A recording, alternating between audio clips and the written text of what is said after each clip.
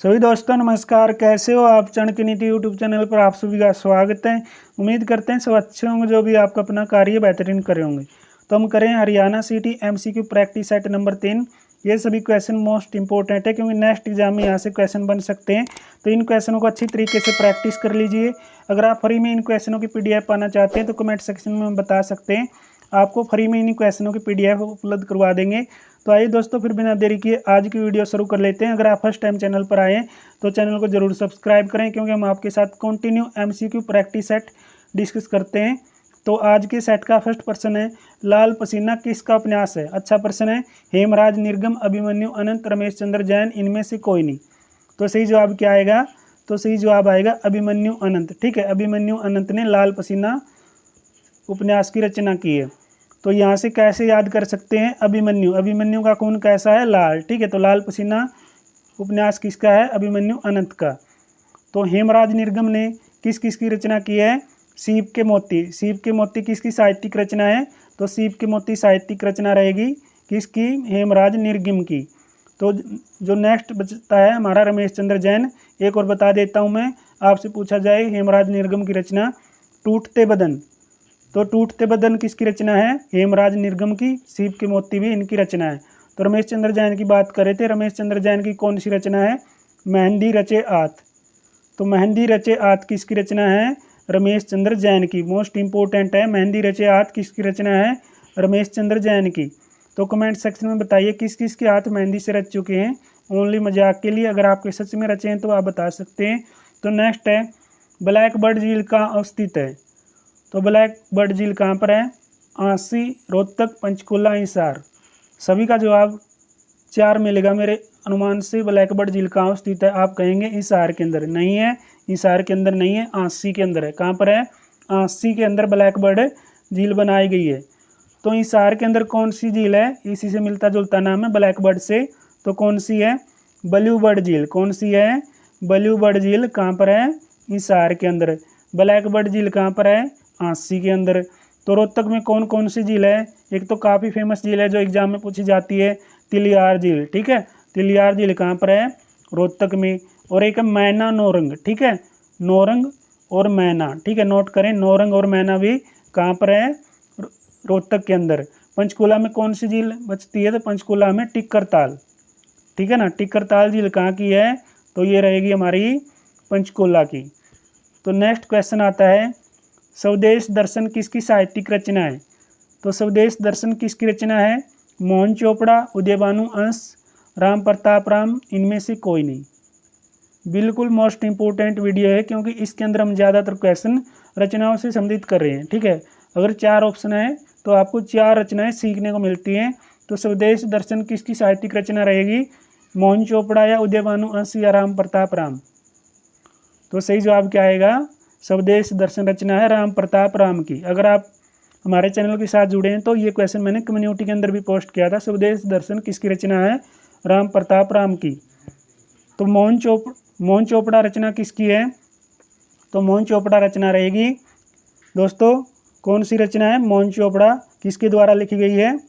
ये मोहन चोपड़ा की रचना मैं आपको बता देता हूँ। तो मोहन चोपड़ा की रचना रहेगी टूटा हुआ आदमी।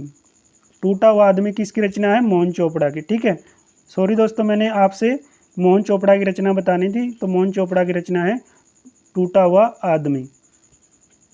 नेक्स्ट है जो उदयभानु अंश। उदयभानु अंश की संत सिपाही, देशों में देश, हरियाणा। ठीक है, ये कई रचना है इनकी। ये हरियाणा के पहले राजकीय कवि थे और हरियाणा के रूबराई सम्राट के नाम से भी इनको जाना जाता है। तो नेक्स्ट प्रश्न आता है, राष्ट्रीय डायरी अनुसंधान केंद्र की स्थापना बताइए, कब हुई है? बिल्कुल सिंपल प्रश्न है। 1955 में, 1996 में, 1960 में, 1950 में। तो सही जवाब आ जाएगा 1955 में राष्ट्रीय डायरी अनुसंधान केंद्र की स्थापना हुई। कहाँ पर हुई? करनाल के अंदर। तो पहले ये कहाँ पर था? बंगलोर के अंदर। कहाँ पर? बंगलोर के अंदर था। तो बंगलोर के अंदर इसकी स्थापना कब हुई थी ये भी पूछा जाए तो आपका जवाब होना चाहिए 1923 में। ठीक है, 1923 में बेंगलोर के अंदर सबसे पहले राष्ट्रीय डायरी अनुसंधान केंद्र बनाया गया। उसके बाद हरियाणा में 1955 में। ठीक है, सेंट पाइपर स्थल बताना कहाँ स्थित है?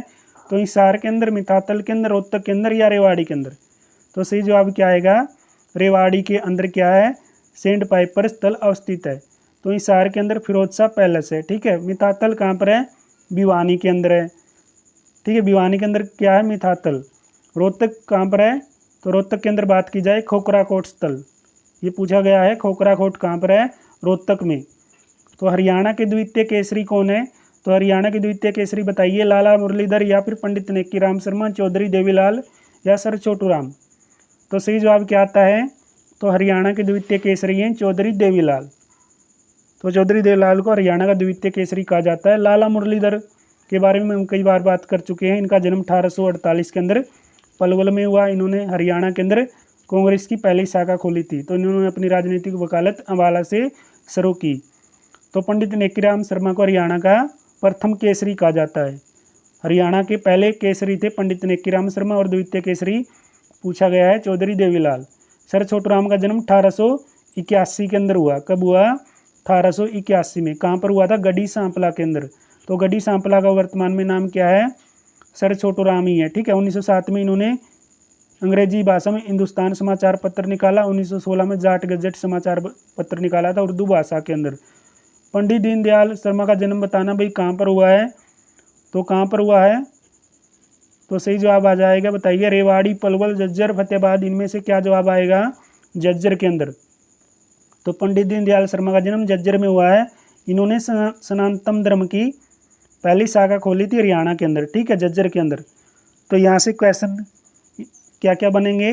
तो आप बताइए, रेवाड़ी और पलवल से एक एक क्वेश्चन। ठीक है, कमेंट सेक्शन में बता दीजिए क्या क्या बनेगा रेवाड़ी, पलवल, फतेहाबाद से। तो झज्जर के अंदर क्या इन्होंने हिंदुस्तान महासभा की स्थापना खोली। ठीक है, हिंदुस्तान महासभा का गठन झज्जर में किया था। किसने? पंडित दीनदयाल शर्मा ने। तो जन्म भी इनका झज्जर में हुआ है। मदन मोहन मालवीय के साथ मिलकर इन्होंने इसका गठन किया था। किसका? हिंदू महासभा का गठन किसके साथ मिलकर? बताइए, मदन मोहन मालवीय के साथ मिलकर। ख्वाजा खरीज खां का मकबरा कहाँ पर है? तो पानीपत के अंदर, सोनीपत के अंदर, नारनौल के अंदर, या इनमें से कोई नहीं। तो सही जवाब आ जाएगा सोनीपत के अंदर ख्वाजा खरीज खां का मकबरा है, जो पठान शैली के अंदर लिखा गया है। कौन सी शैली में? पठान शैली में। आपसे पूछा जाए कौन सी शैली के अंदर? पठान शैली में। तो पानीपत के अंदर क्या है? अबू अली कलंदर शाह की दरगाह है। ठीक है ना। और नारनौल के अंदर क्या है? नारनौल के अंदर बनाया गया है शेरशाह सूरी का मकबरा। कई बार पूछा गया है शेरशाह सूरी का मकबरा बताइए। तो कहाँ पर है? सॉरी दोस्तों, शेरशाह सूरी का नहीं, अब्राहिम सूरी का। ठीक है ना, अब्राहिम सूरी का मकबरा। तो अब्राहिम सूरी का मकबरा कहाँ पर है? नारनौल में। नेक्स्ट है, हरियाणा का गया कहा जाता है। किसको हरियाणा का गया कहा जाता है? फरीदाबाद, रोहतक, कुरुक्षेत्र, पेवा। तो किसको कहते हैं? पेवा को हरियाणा का गया कहा जाता है। फरीदाबाद के अंदर क्या है? सूरजकुंड क्राफ्ट मेला लगता है, जहाँ पर पूरे भारत के शिल्पकार आते हैं। रोहतक के अंदर क्या है भाई साहब? रोहतक के अंदर कमेंट सेक्शन में बताना। कुरुक्षेत्र के अंदर मैं आपको बता देता हूँ, कुरुक्षेत्र के अंदर कौन सा मेला लगता है? सूर्य ग्रहण का मेला लगता है। ठीक है, कुरुक्षेत्र के अंदर क्या है? सूर्य ग्रहण का मेला लगता है। तो रोहतक के अंदर बताना भाई क्या लगेगा। उदयभानु हंस की प्रिय विद्या कौन सी है? उपन्यास, संस्कृत, पत्रकारिता, काव्य लेखन। तो उदयभानु हंस ने काव्य लेखन किया सबसे पहले। ठीक है, प्रिय विद्या कौन सी थी? काव्य लेखन। 2 अगस्त 1926 को इनका जन्म हुआ था। 1967 में उत्तर प्रदेश सरकार ने इनको निराला पुरस्कार दिया था। ठीक है, 1967 के अंदर। और इनकी जो रचना दोस्तों संत सिपाही के अंदर सिखों के 10वें गुरु गोविंद सिंह ने बताई है। कई बार पूछा जाता है ये प्रश्न भी, संत सिपाही ने बताई गई है इनकी रचना संत सिपाही के अंदर गुरु गोविंद सिंह ने। ठीक है, 10वें गुरु थे सिखों के गुरु गोविंद सिंह, उनके द्वारा संत सिपाही के अंदर उदयभानु हंस के बारे में बताया गया है। तो यहाँ से जो आज का अंतिम प्रश्न है, लाल नेस्ट मिट्टी पाई जाती है। तो इसका जवाब आप कमेंट सेक्शन में बताइए, और जो पूछे गए क्वेश्चन है उनका भी आप कमेंट सेक्शन के अंदर जवाब दीजिए। तो आज की वीडियो में आपको कुछ भी कमी दिखती है हमें कमेंट सेक्शन में जरूर बताइए, और इस वीडियो को ज़्यादा से ज़्यादा शेयर कर दीजिए। अगर आप फर्स्ट टाइम चैनल पर आएँ तो चैनल को प्लीज़ सब्सक्राइब करें। मिलते हैं नेक्स्ट वीडियो में, तब तक जय हिंद, जय भारत।